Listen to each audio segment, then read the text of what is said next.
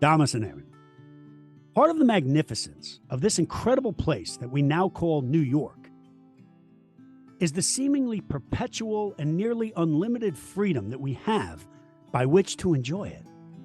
In fact, this island of Manhattan has itself stood as the veritable epicenter of freedom and tolerance on God's great earth, going on 4 centuries now. And part of what continues to fascinate me about this overall epic story are the crevices and corners of the lost history of this remarkable place.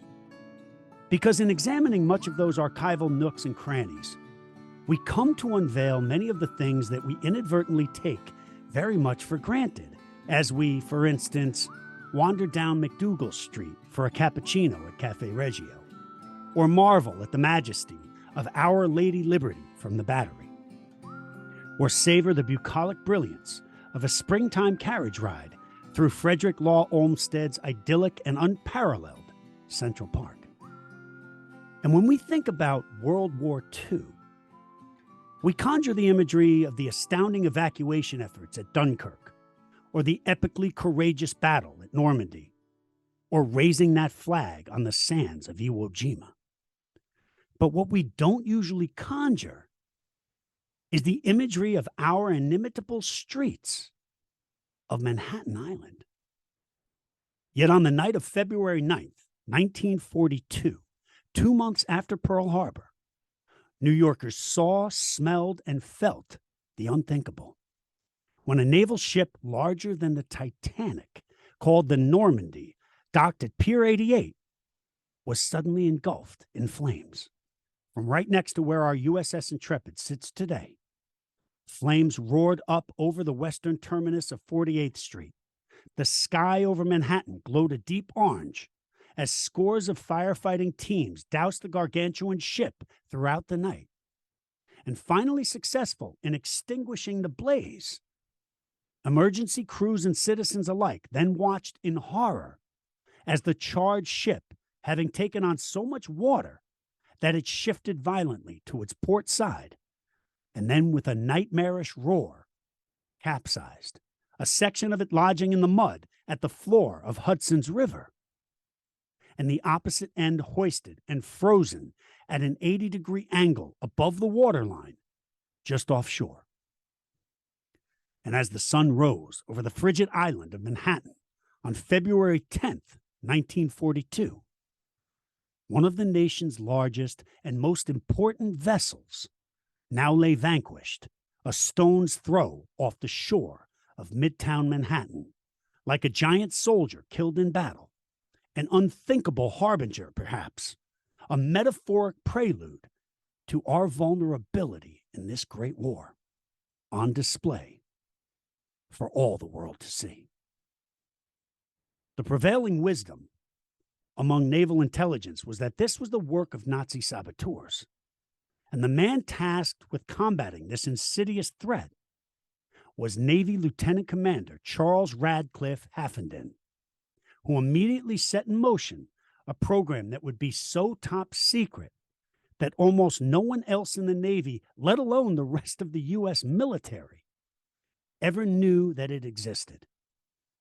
And in the increasingly complex process of infiltrating the intricate interworkings of the ports and waterways of New York City, Commander Haffenden found himself partnering with the most unlikeliest of allies, the Mafia, which included not just associating with leg-breaking soldiers and toughs controlling the streets and docks of this city, but this esteemed career naval officer soon found himself face to face with Mafia Don number 1, the chairman of Murder Inc. himself, Il Capo di Tutti I Capi, a gangster whose reputation seems almost mythical in its stature, Manhattan's own Lucky Luciano.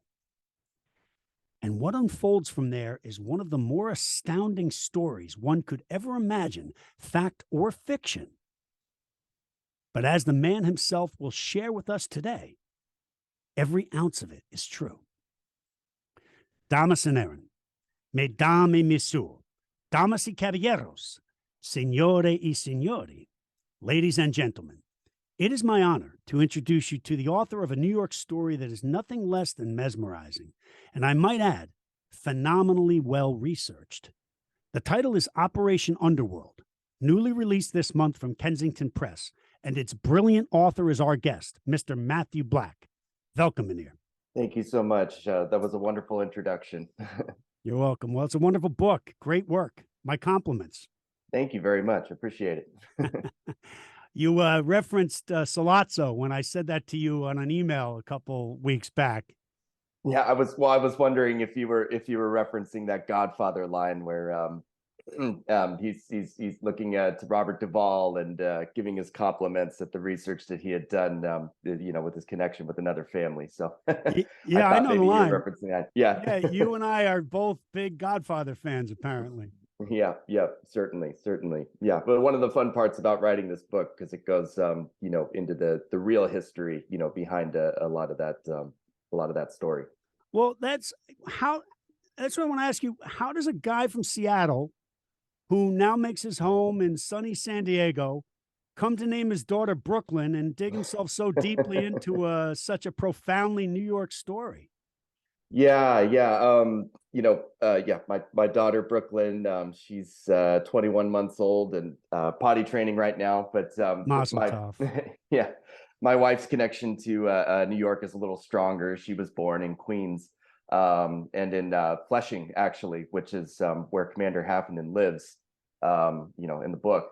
And I've been to New York a few times, and I don't know if my connection to New York actually gave me some, special, ability, to write it. I'm sure there are people, including yourself, who have much more of a connection to, Manhattan and New York. But my background, I have a background in labor history. And that was one of the reasons that drew me to the story, and very necessary to understand labor unions and the role that they played to understand this story. The Mafia was deeply rooted in the unions. That was one of their biggest rackets, exploiting them. And back in those days, there was no working with unions in New York anyway, without working with the Mafia as well. Right, if they said so. Yeah. Exactly. The book takes a couple of different turns. It starts off as a spy thriller, as I read it, and then gradually segues into a story that for me became about the inadvertent side effects of warriorism, or of being a warrior. And that I saw the parallels between Luciano and what transpired in the latter years of his life, and Halfenden. And were you trying to do that? Were you trying to draw such a parallel? Yeah, I think the story sort of unfolded that way. Like, I didn't set out to make it like that, but their paths were, aligned for so long, and then in the end they were trying to get what they wanted, and it's kind of more of a sad a sad fate for them both, really. One being deported, and then Halfenden.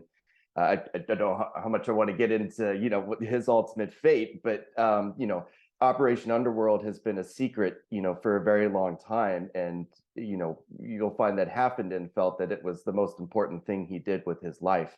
And not being able to share that with people, and not, having people not know about it, was a problem for him. Yeah, that and you illustrated that very well. That this was his magnum opus of sorts. This Right. was his big project, and he couldn't tell anyone about it, and that was increasingly frustrating for him. And it's sort of part of him died, I think, as a result of that. Yeah, definitely. And it's just, something I've gleaned from, folks who are a little older, and who reach a point in their life when they're really thinking about their legacy. And, sometimes that reflection doesn't always go like we hope, it would. And in Happenden's case, it certainly did not.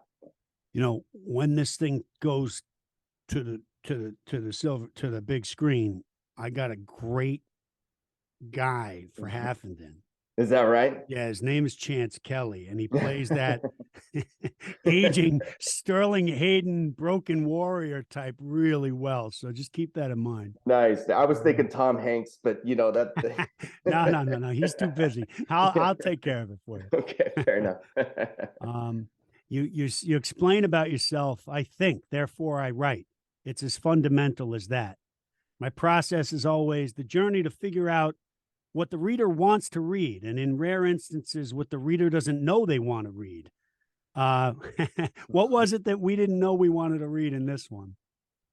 Well, I think this story, you know, we've been marketing it as a new story, you know, never been told before, which isn't 100% true. You know, this story was declassified years ago, but the research has not been fully conducted. And prior to the research that I did, it couldn't have been told like this, you know. So this was a story that had been told before, but nobody had gone into the depth of it, so nobody was reading about it. And so by adding a lot more information into it, and then writing it in a narrative nonfiction format, where it sort of reads like a fiction, but of course, as you pointed out, and I'll talk about too, it's 100% true. And I guess in this instance also, it is kind of when you get to the themes in it, in the topics, that there are lots that appeal to a lot of people, so it is kind of what they want to read in that regard. I mean, there's a lot of stories about gangsters and mafia.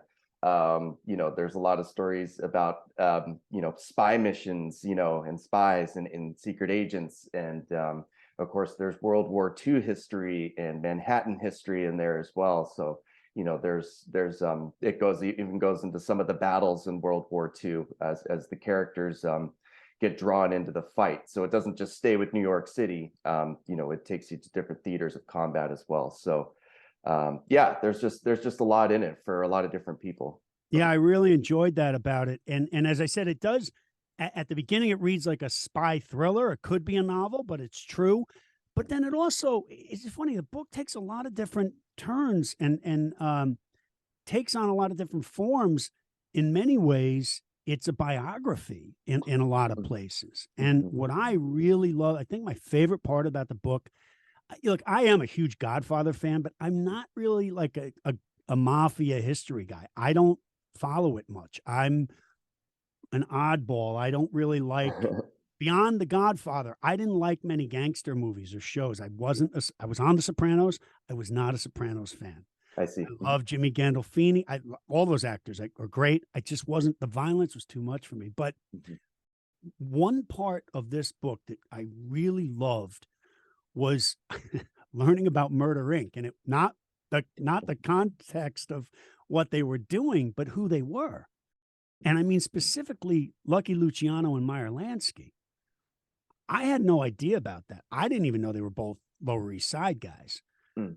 But the way that you lay out how they met as kids and the way it actually went, and what transpired throughout their lives from thereafter, and how they conducted themselves and their friendship and their business in defiance of a lot of so-called traditions or taboos that they were or weren't supposed to embrace. Talk a little bit about that, if you would. Yeah, certainly. So it was very important to me to stick to a few core characters, throughout the entire book. And so Commander Halfenden being one of the, primary characters, and the other being Luciano. And then, of course, Meyer Lansky was his best friend, and plays a big role in Operation Underworld. So, he's part of it too. And when Luciano's first introduced into the book, we would go back and talk about his childhood, and mainly in the context, because I should say Luciano is in jail when he's introduced in the book. And he's going through the inevitable exercise of reliving his life and rethinking the choices that he made, which is a very difficult thing. And you go through choices that he made in his childhood, and as I'm writing it, I'm like, oh my gosh, if I'm gonna tell the entire history of Lucky Luciano in this one section. It just can't really been done. Can't really be done because his story is so interesting, and it also related so well to what was going on, in his world at the time and the people who were in his world. You bring up the story, of Meyer Lansky and him meeting. It's interesting when you read his memoir. He called them his board of directors, were Meyer Lansky, Frank Costello, Vito Genovese, and Joe Adonis, maybe one or two others, and Bugsy Siegel. And all of those characters are prominently featured in the book. And he's even meeting with a lot of those guys in jail, because of the access he gets to his capos, because of his cooperation with the government. Yeah, as I said, I didn't even know that Luciano and Meyer Lansky they were expressly New York, Manhattan guys. I mean, they were Lower East Side kids. And you actually talk about it a little bit in the book. Lucky Luciano didn't even like, he wasn't even familiar with Brooklyn and didn't even like going there. Yeah. Yeah. It's funny, that we named our daughter Brooklyn. It also means, city by the sea. And, we love the ocean, and we live in a city by the sea. But yeah, and Brooklyn is this dark, terrifying place in Operation Underworld. And a lot of laborers, mafia run. The bosses there, were cutthroat. If they made it to the top, it took some doing, and some violence to make it happen. And Luciano would never even step foot there. The first time he got in trouble really was for truancy. He hadn't gone to school. He hadn't attended school in like 6 months. This is when he was like, I want to say 14 years old. And so he spent 6 months in the truancy, compound in Brooklyn. And it sounded like a really awful experience. He was beaten, by guards, even tortured, if you will. And, other kids, were heckling him. His real name was Salvatore, so they called him Sally. And that's why he got rid of his name after that. He was no longer known as Salvatore after that. That's when he became Charlie. And even though they were hardened criminals, these guys were pioneers in many ways in the diversification of the criminal world. I mean, Luciano became close friends with Meyer Lansky growing up on the Lower East Side, and he said, "We're going to stick together. You're going to be part of my crew." And yeah, it's criminal enterprise, but his principles and the foundation of that relationship was really admirable. He said, I don't care about the tradition of La Casa Nostra or anything else. We're going to be together, and we're going to be devoted and dedicated to each other." Right. Yeah. I think there's a lot of American ideals in Lucky Luciano. He may be running a criminal empire, but he's trying to run it. To refer to his closest friends and allies as board of directors. You could tell this man is a New Yorker, and seeing the success of many of New Yorkers. Vanderbilts and Roosevelts and Rockefellers. He's trying to run his organization like a corporation. And the commission is something that he founded, where you say capo di tutti capo, boss of all bosses, was not something he kind of saw that position as wearing a target on your back instead of a crown on your head. And so he always tried to share in the spoils. And so his criminal empire was built more on partnership than thuggery, even though that was also a prominent part of his comeuppance. But once he ascends to the top of criminal organizations, and this sort of Pax Romana, era kind of takes over, and murdering, subsides a bit. But to get to the top took some doing. But just yeah, he had a lot of American ideas. that certainly played out. And yeah, I wanted to bring those up in the book as well, just because it is an American story, and those themes are powerful, and we can all relate to them. Yeah, again, it was really admirable the way he conducted himself. Lucky Luciano. I mean, you made me really feel for him as a character, both before he went to jail and certainly while he was in jail. You know, you want to look down on gang whatever criminals. They're criminals, are doing the wrong thing. But there was such an honor about him and about his whole process of dealing with people both in and out of his business. Seemed like a really likable, sympathetic guy, you know? Yeah, and I didn't, I wanted to be careful with that because I didn't want to exonerate him. He did some bad things, and those need to be taken into account. But that you do feel for him. His situation is terrible. I mean, he deservedly so, got a long prison sentence for running a prostitution ring. That doesn't make life in prison any better. In fact, for him, he would have preferred to have been convicted of any other crime except that, because one of the things he was also, doing that I forgot to bring up is that he was really trying to pose as a legitimate business person. When you think about the rackets that they went along with, the main one was gambling, and society didn't and still doesn't, have a terrible problem with, or isn't totally against gambling. You could see that with our laws kind of turning that way. They saw it as, well, look, there's these legitimate businessmen who like to come to our establishments. They're not, we don't only have to have gangsters come to these places.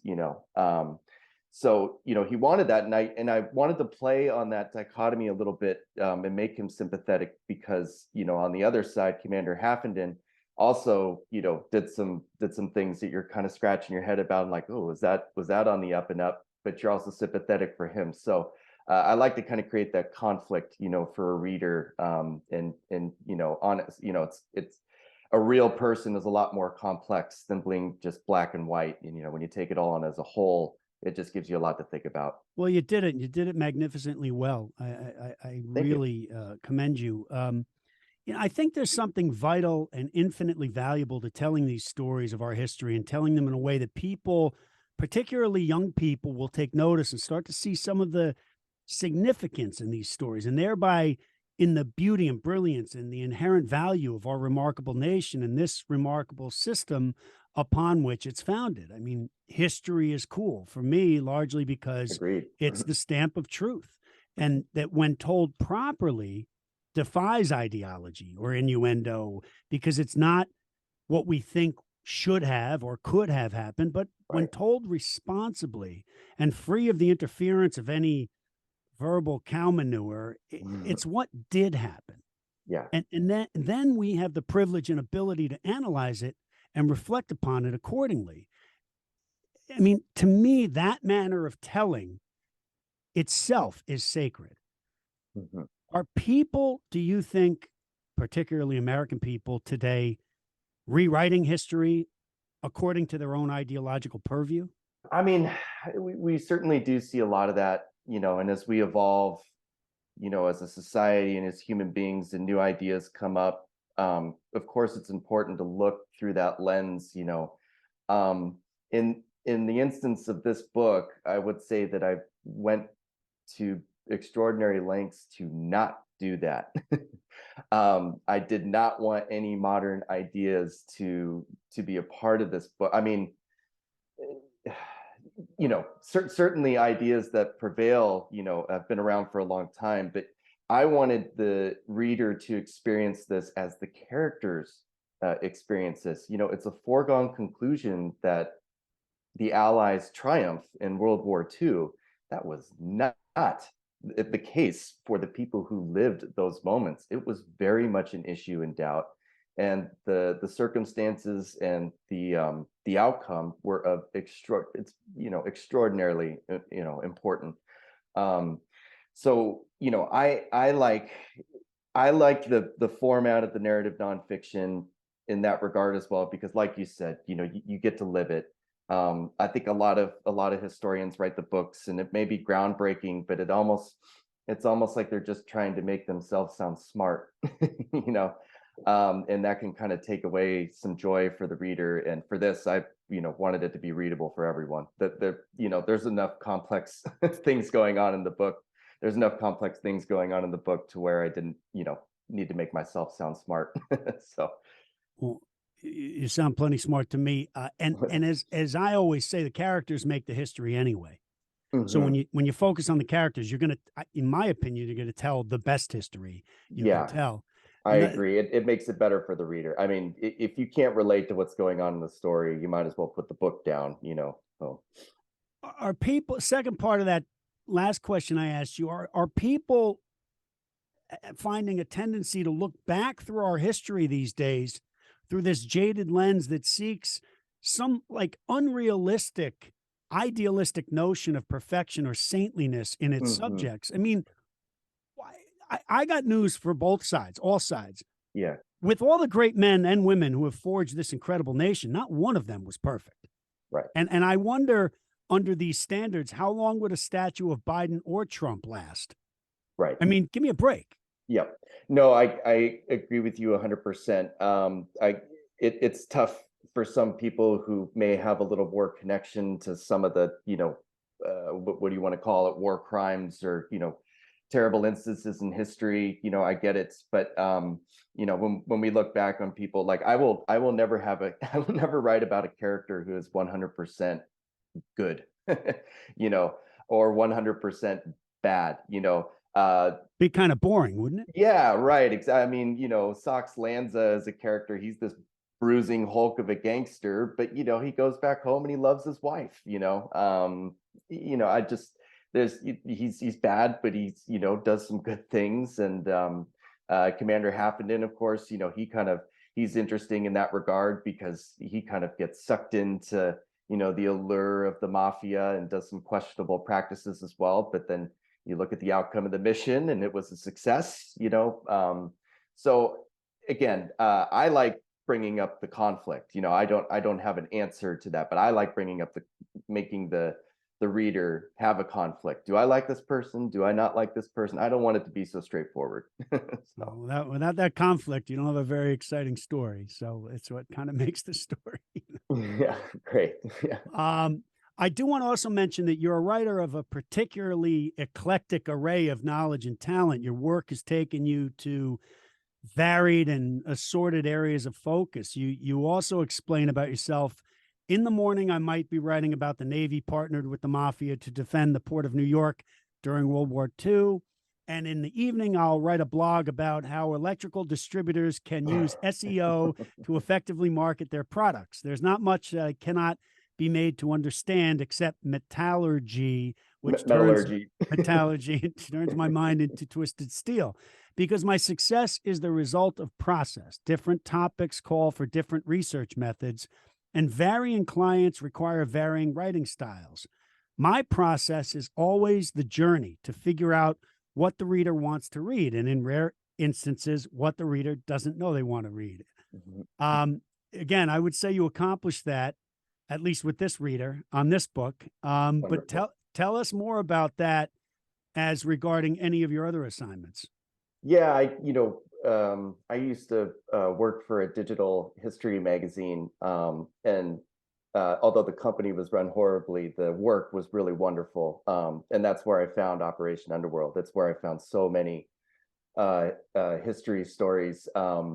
But now I'm, writing the books. I'm still early in my career. I hope to do it full time, which is a difficult thing to do. And so writing is my trade. It's my craft, and so I got to find ways to make money off of it and have a career. And right now, I'm a content manager at a digital marketing agency. And it's funny. We're at Main Event Digital is the name. Give a little shout out to to my company, but we're out of the Midwest, and our clients are distributors and manufacturers. Certainly not the stuff that I wrote about at the history magazine or in the book. So I guess it's just I've also had probably 40 different jobs, maybe 50 in my life. In healthcare and finance and you name the industry, I've probably worked in it. So I guess it's just part of me. I do like having, learning new topics, except for metallurgy. I can't do that.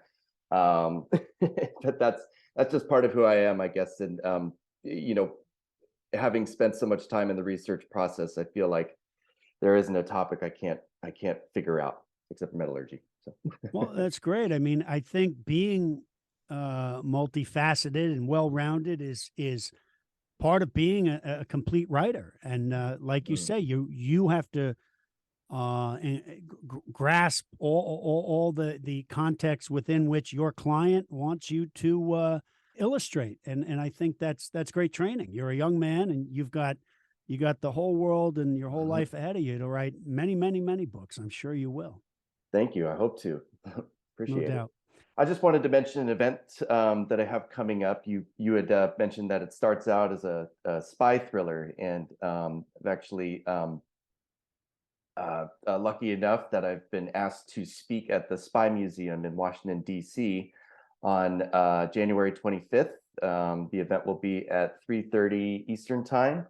I will be speaking remotely. It's a remote event. You can register for it online, so it's not that you have to go to the museum itself. But I'll be talking a lot about the spy angle in the book. That's awesome, man. That's really exciting. Yeah, And thank you. and I'm very excited. and you said people can sign up for that and be part of the is it a Zoom call, or how does Yes, exactly. Yeah, it'll be streamed online, and the link will be available after the fact as well. But if you want to see the live events, you can sign up for that. Great. Well, Mr. Matthew Black, your efforts and dedication to telling this remarkable story are to be commended, and specifically because of the way that you approach the craft of writing with such unbiased diligence and focus. I greatly encourage you to continue with other historical projects. The work you've done here is invaluable in its measure, in its concept, and in its national scope. The lessons offered from projects such as these are powerful and purposeful, particularly to our students and our young people, not just here in these United States, but everywhere.